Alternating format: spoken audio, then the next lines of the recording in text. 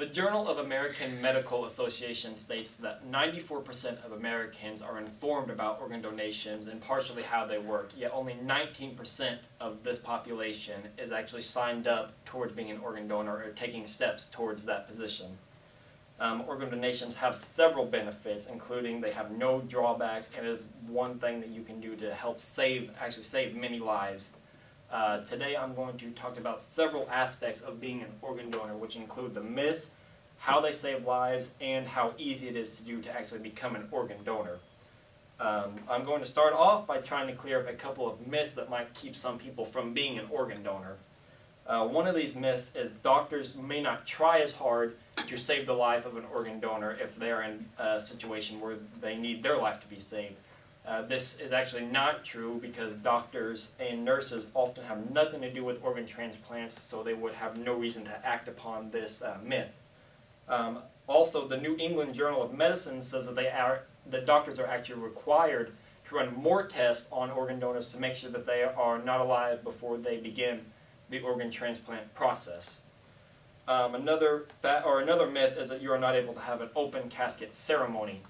This is a myth, a very large myth, because if you were to, say, have a heart transplant, this area of your body can be covered up very easily and allow you to actually continue with the open ceremony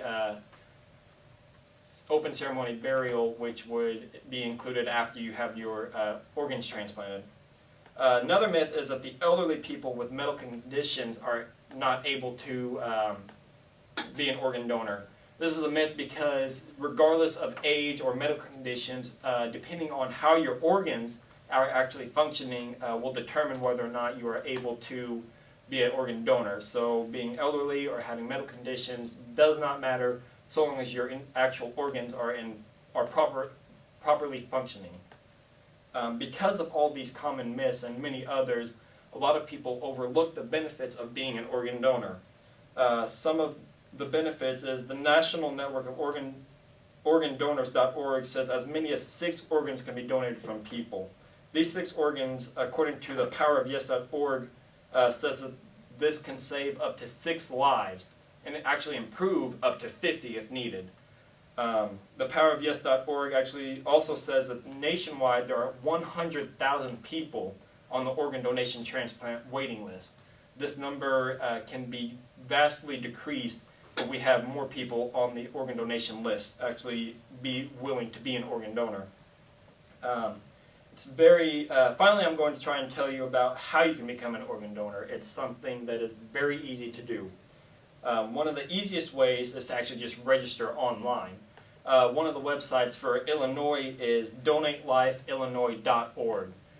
This is the Illinois State organ donation website, and it can be used to start taking your initial steps in becoming an organ donor and registering. Most states actually have a website where you can register, each individual state does. And like I said, Illinois is donatelifeillinois.org. These websites have many facts and resources that you can use if you're curious about becoming an organ donor. If you have any questions, these websites will often be able to answer them directly. And if not, they will have some source to call a doctor or anybody who is knowledgeable about this aspect and answer any questions that you have. Anyone can be a donor. You just sign up online and it will ask you your age, your race, and everything, but these aren't stipulations that will cause you to not be allowed. This is just to ensure that you are still eligible to be an organ donor and make sure that you have the proper organs, or your organs are properly functioning to become a donor. Lastly, before you do this, if you decide to become an organ donor, is you need to consent with your family. Sometimes doctors actually won't transplant organs unless the family or if you have your family's consent. So this is something that you want to clear up with your family. Like I said, if they even have questions, you can use these websites to help convince them how easy it is to do, how great of a thing it is to do, how many lives you can save, and everything else. So today I've told you about how being an organ donor is often misunderstood, but hopefully I've cleared up myths, and if not, you can look them up online to see what's true and what's not. I've also explained to you the benefits, how great it is, how many lives you can save, how many people are on the waiting list right now to have their life saved. With so many people in need of donors, it's imperative that the number of 19% nationwide, that number has to increase to help save more lives.